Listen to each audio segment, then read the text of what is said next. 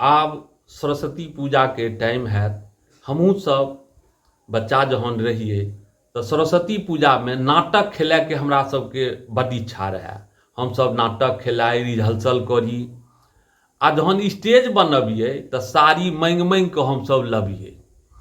तो भैया सब जे अबथिन तो भैया सब देखथिन, अरे ई तो भौजी वाला साड़ी लऽ कऽ चलि अयला। ओ कहते, हाय खोल खोल खोल खोल खोल साड़ी खोल, फाटि जेतै, जरि जेतै, बुड़बक सब कहीं के सब बड़का नाटक खेलाय वाला सब छै। हम सब खेखनिया करिए जे कनी है तू कनी प्रसाद, कनी आटा वाला प्रसाद होय, कनी भूजि देने, कनी चीनी मिला दही ने।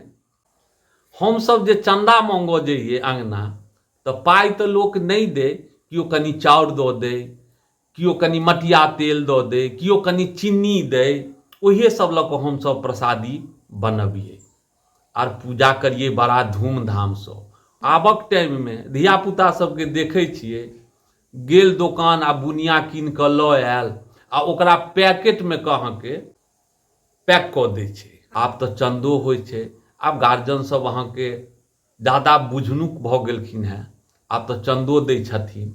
हम सब टोले टोले अहाँ के चंदा मंगिए। जेना 3 टोल हमरा गाँव में है तो एक टोल कह दिए तू मांग, एक टोल तू मांग, 3 टोल में अहाँ के मिल कऽ कतौ सार्वजनिक जगह पर पूजा हम सब करे छलिए।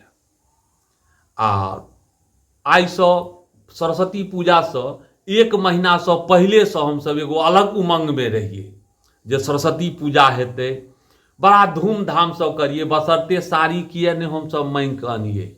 लेकिन ओ जे आनंद छलैया ओ चीज आब नहीं भेट रहल ये।